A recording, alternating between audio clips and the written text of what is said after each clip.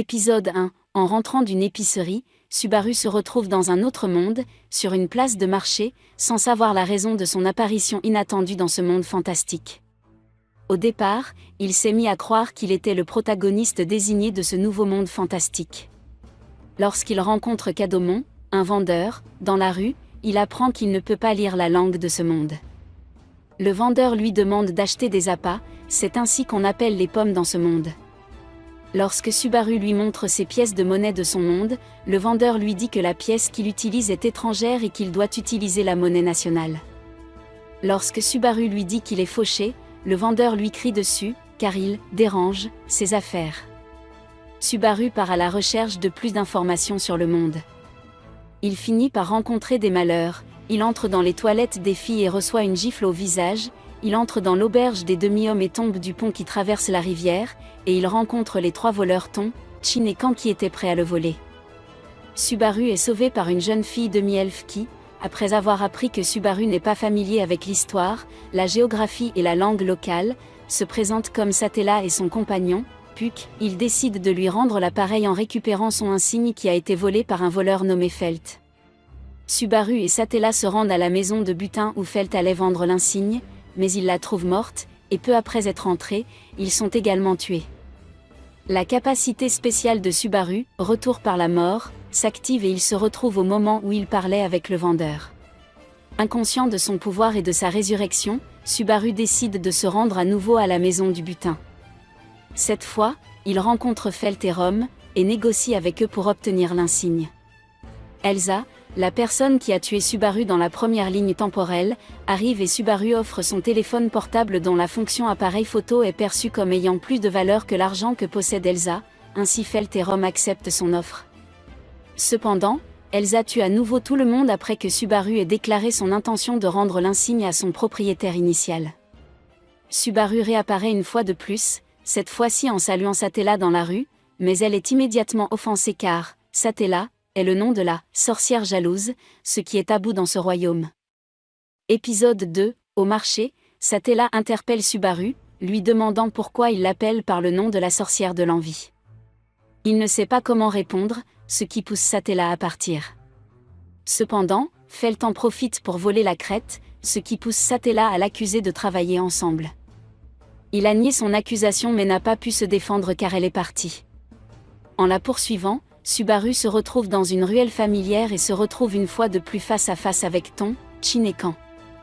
Agacé par leur apparence, Subaru a essayé de passer devant eux, mais s'est accidentellement fait poignarder par le couteau de Chin. Effrayé par les événements, les 3 voyous s'enfuient, laissant Subaru mourir.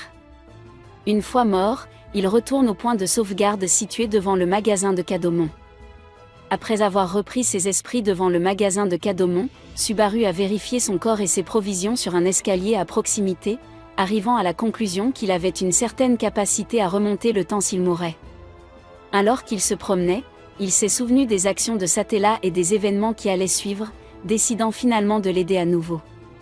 Reprenant le chemin de Kadomon, il lui demande s'il a vu une fille se faire voler, apprenant qu'une fille qui utilisait la magie avait été volée plus tôt.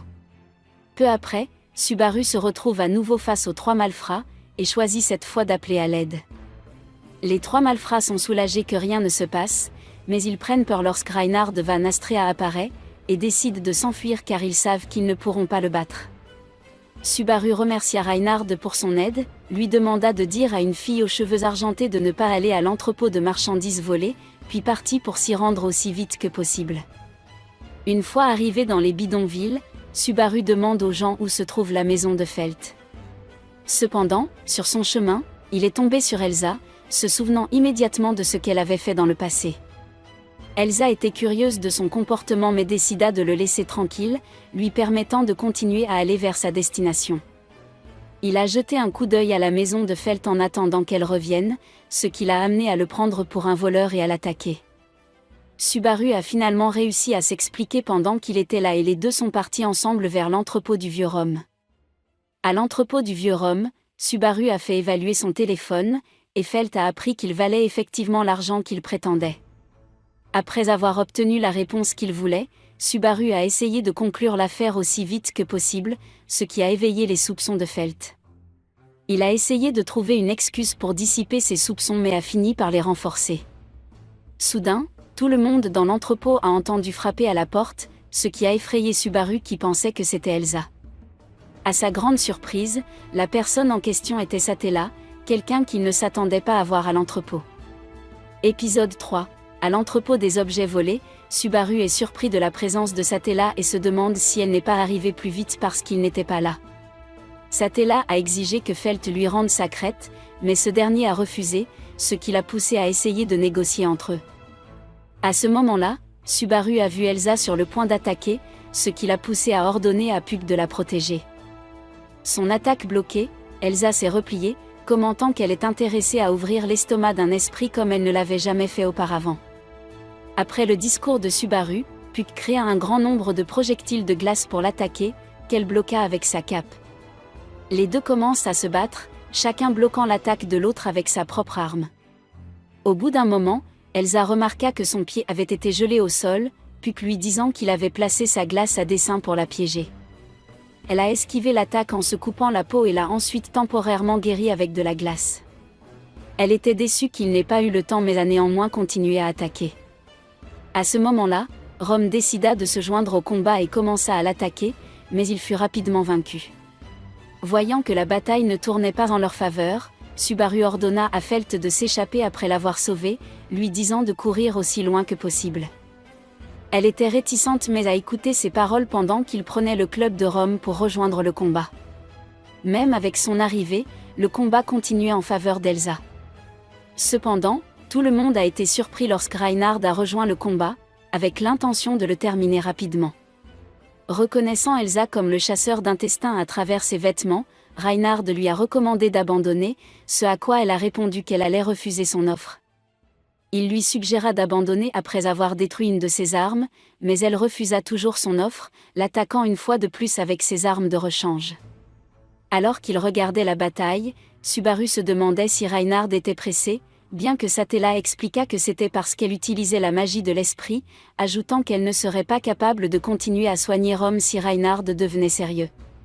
Satella a rapidement terminé de soigner Rome et a ordonné à Subaru d'en informer Reinhard.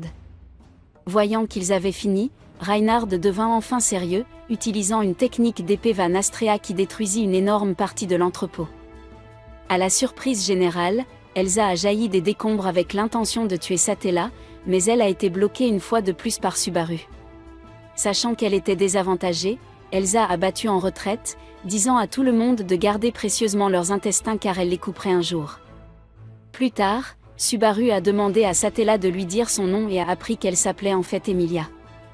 Reinhard était soulagé que Subaru aille bien, mais il a vite compris qu'il avait parlé trop vite lorsqu'il a brandi une massue détruite, et qu'une entaille est apparue sur l'estomac de Subaru quelques instants plus tard. Une fois que Subaru s'est effondré, Reinhard est devenu curieux au sujet de sa relation avec Emilia, lui demandant si elle le connaissait. Emilia a répondu qu'elle ne l'avait jamais vu auparavant mais que c'était étrange, et Reinhard a ajouté que Subaru était à sa recherche. Il lui a proposé de se débarrasser de Subaru mais elle lui a répondu qu'elle le ramènerait chez elle. Elle est ensuite allée voir Felt, lui demandant si Rome était comme une famille pour elle, ce à quoi elle a répondu qu'il était le seul à prendre soin d'elle. Alors qu'elle rendait la crête d'Emilia, Reinhard a remarqué que la crête brillait dans ses mains, ce qui l'a poussé à la saisir. Felt a essayé de résister mais a été rapidement assommé par Reinhard, et il a commenté que c'était probablement la dernière fois qu'il pouvait regarder paisiblement la lune. Épisode 4, au manoir Roswell, Subaru se réveille dans un lit, sachant qu'Emilia est celle qui l'a sauvé mais se demandant où il est. En sortant de la chambre, il essaie de marcher dans le couloir mais celui-ci semble tourner en boucle, ce qui l'amène à essayer la première porte qu'il voit et à entrer dans la bibliothèque de Béatrice. Après avoir parlé un peu avec elle, elle a aspiré un peu de mana de son corps, lui faisant perdre conscience. Plus tard, Subaru s'est réveillé dans son lit et a décidé de se rendormir pour la 3e fois lorsqu'il a remis il était en quelque sorte mort et revenu. Et c'est tout pour aujourd'hui les gars. Restez à l'écoute pour découvrir de nouvelles vidéos. Soyez prudents et continuez à regarder.